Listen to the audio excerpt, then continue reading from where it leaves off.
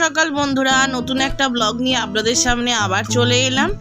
আজ সকাল সকাল উঠে পড়েছি, কারণ কিছু রান্নাবাড়ি হালকা ফুলকাই করবো। কিছু রান্না বান্না নেই, কারণ ছেলে আর আমি খাবো, কত কী বা রান্না করবো বলুন। তো সেই জন্য অল্প স্বল্প রান্না করে তারপর ছেলে স্কুলে যাওয়ার আছে। আজকে অবশ্য ওদের স্কুল ছিল, আজকে থেকেও স্কুল হয়ে ছুটি পড়ে যাবে। তো আমি আজকে ওকে স্কুলে পাঠাইনি, কারণ কিছু মজার থেকেও বড় কথা ওই ডাস্টিং ক্লিনিং একটা কি পার্ট আছে বলো, ব্যাকলেস ডে, এছাড়া তার সাথে ওদের একটু ডাস্টিং ক্লিনিং নাকি হবে, বাচ্চাদেরকে ডেস্ক পরিষ্কার। আচ্ছা, আমি পাঠাইনি কারণ আমার একটাই রিজন, তা আমার ছেলের একটু মানে ডাস্টের সমস্যা আছে, ওর এগুলো নাকে চলে গেলে প্রচণ্ডভাবে সমস্যা ক্রিয়েট হয়। তো সেই জন্য আমি আমার ছেলেকে পাঠাইনি।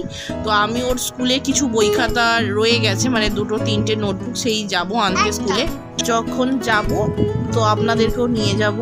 তো মনে হয় একটু দুটোর পর তো যেতে হয়, যতদূর জানি। একবার ডায়েরিটা করে তবু চেক করে নেবো যাওয়ার আগে।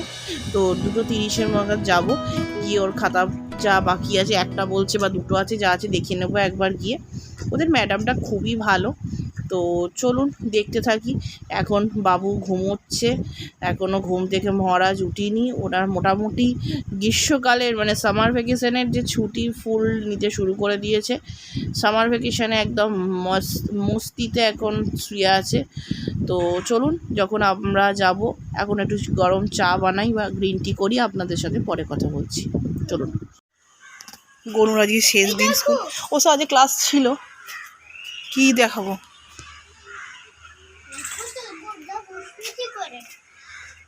কোথায় যাচ্ছিস?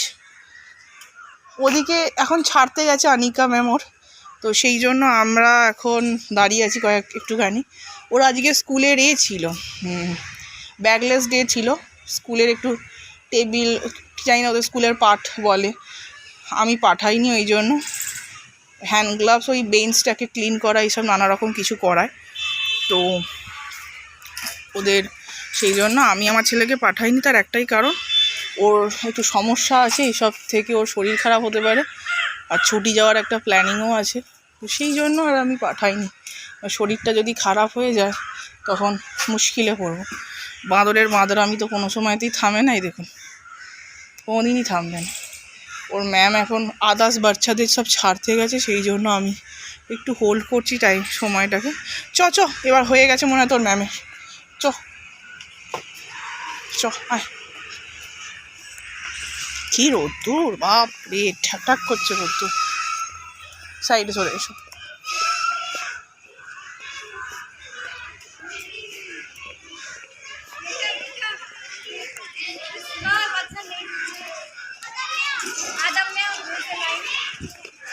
আরে কোথায় যাচ্ছিসটা, কোথায়?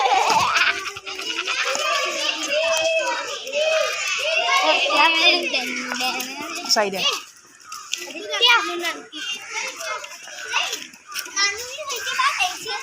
এদিকে সাইড দিয়ে চলো।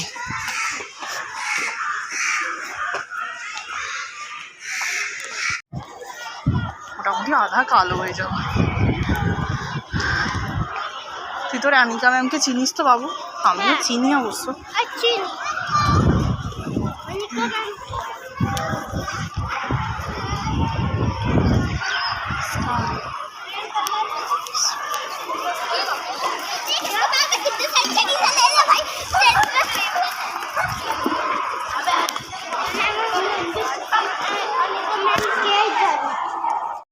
সকালবেলা আপনাদেরও স্কুলে নিয়ে গেছিলাম। স্কুল থেকে বেরোনোর সময় বা স্কুলের ভেতরে গিয়ে আর ভিডিও বানানো হয়নি, কারণ ওর ম্যামের সাথে আমি কথা বলছিলাম, তাই জন্য আর ভিডিও করা হয়নি। তো বেরিয়ে বড্ড রোদ্দুর ছিল, তো প্রচণ্ড তাড়াতাড়ি গাড়িতে গিয়ে আমি বাড়িতে চলে আসতে পারলে বেঁচে গেছি, এত রোদ্দুর। তো এখন আমি আমার ছেলেকে পড়ানো হয়ে গেছে, তারপর আমি আমার বন্ধুর বাড়ি এসেছিলাম। ও প্রচণ্ডভাবে বাবুকে ভালোবাসে এবং আমাকে তো ছেড়েই দিন, প্রচণ্ড ভালোবাসে। তো তার বাড়িতেই এসেছিলাম। তার আগে একটু আপনাদেরকে ওদের এটা আপনারা হয়তো আগেও দেখেছেন, এই সিকোসটা ওদের সব বাড়ি থেকে আমি আগেও দেখিয়েছি। তো আর একবার মনে হলো আপনাদের সাথে শেয়ার করি, কি সুন্দর লাগছে, তাই জন্য ভাবলাম শেয়ার করি। তুমি কি পাগলাইতেছো? তুমি দাঁতে কি পাগলাইতেছো? হ্যাঁ,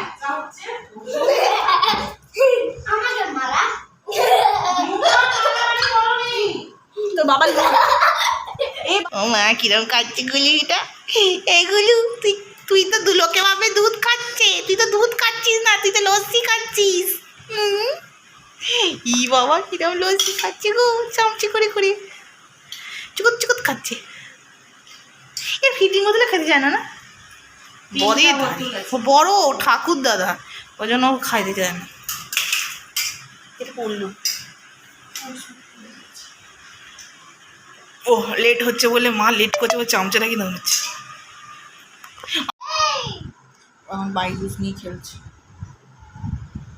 পড়াশোনা করছে, আর আন্টি মালপোয়া বানিয়ে দিয়েছে সেটা খাচ্ছে। ধর ধর,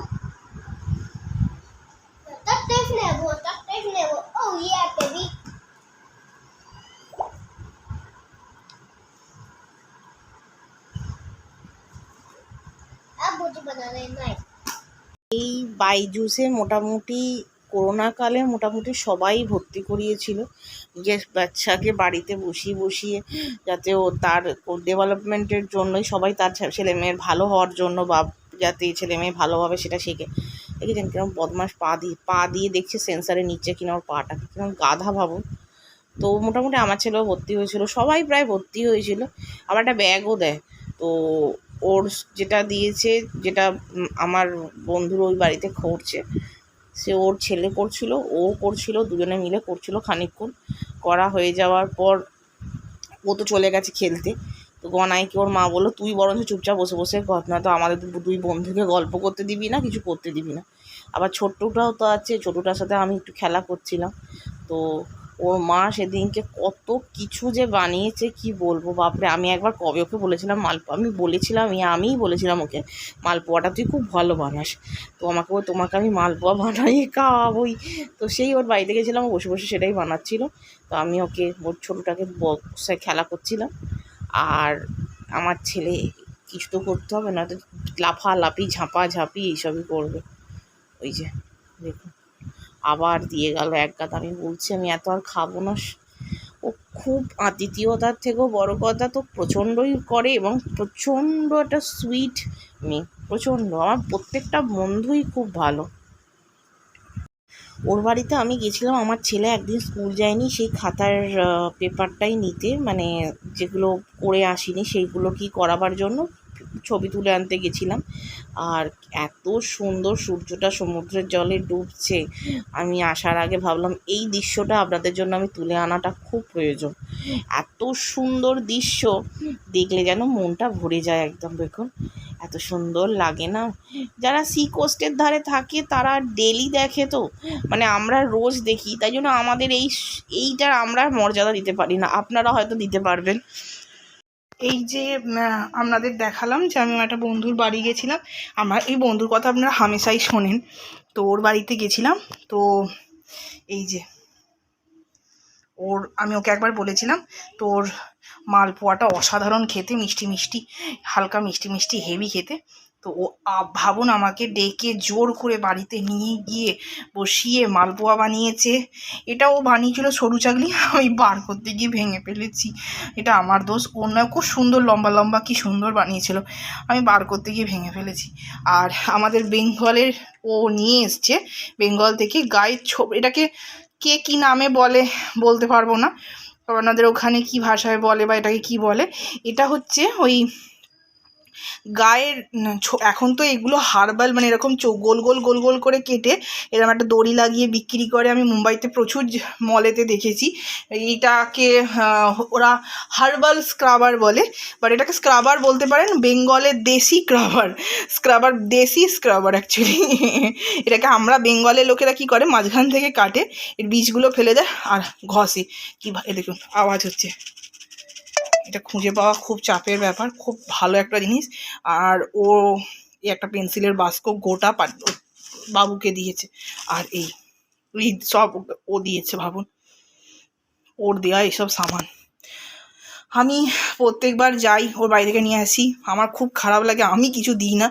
এবার আমাকে এটা ওর জন্য ভালো, এবার আমি ওর জন্য কিছু একটা করে নিয়ে যেতে আমার খুব খারাপ লাগে, প্রত্যেকবার আমি ওর কাছ থেকে নিয়ে আসি, আমার কিছু দেওয়া হয় না। তো দেখি ওর জন্য বা ওর ছোটো পুচকুটার জন্য বা দুটো পুচকু তাদের জন্য কী নিয়ে আসা যায়, তো ওর জন্য নিয়ে আসবো। তো আমার ব্লগ যদি আপনাদের ভালো লেগে থাকে তাহলে লাইক, সাবস্ক্রাইব অ্যান্ড শেয়ার। বাবুকে বলেছে নাকি খাবে, তো বাবুকে বললো এটা সোহান খাবে বলেছে, সোহানকে দাও। এই যে গনু এখন থেকে খেতে শুরু করে দিয়েছে, বাবা পড়েই যাবে। এই আমটা ওকে বাবুকে দিয়েছে, এটা পাকুক। আমার টেবিলটার খুব খারাপ অবস্থা, পুরো খুব মানে অ্যাকচুয়ালি এগুলোকে এর ভেতরে রাখার কথা, কিন্তু এত গরম পড়ে গেছে যে জিনিসগুলো ভেতরে রাখলে খুব তাড়াতাড়ি পেকে যাচ্ছে। আমের সাথে কলা রাখলে কলাটা খুব তাড়াতাড়ি পেকে যায়। আর কলা যখন কিনবেন, কেনার পর এইরকম ফয়েল পেকার কলার এই জায়গাটাকে মুড়ে দিলে কলা খুব তাড়াতাড়ি পাকে না। এই কলাটা আমি কিনেছি প্রায় 4 দিন থেকে 5 দিন হয়ে গেল, কিন্তু এই কলার খুব কম পেকেছে, দেখেছেন এখনও কালো হয়নি, হালকা হালকা কালো হয়েছে। তো এই জন্য কলাটাকে এরমভাবে রাখলে কলা কম পাকে, আমি দেখেছি লক্ষ্য করে। আমি অবশ্য সেটা ইন্টারনেট দেখেই শিখেছি, ফালতু নিজের নামে বলবো না যে নিজে জানি, এটা ইন্টারনেট দেখেই আমার শেখা। তো চলুন আজকের মতো ব্লগ এখানেই শেষ করছি, নতুন একটা ব্লগ নিয়ে খুব শিগগিরই চলে আসবো। Please like, subscribe and share. ভালো লাগলে কমেন্ট করতে ভুলে যাবেন না, সাবস্ক্রাইব করতে ভুলে। ভালো থাকবেন, সুস্থ থাকবেন, একসাথে নমস্কার।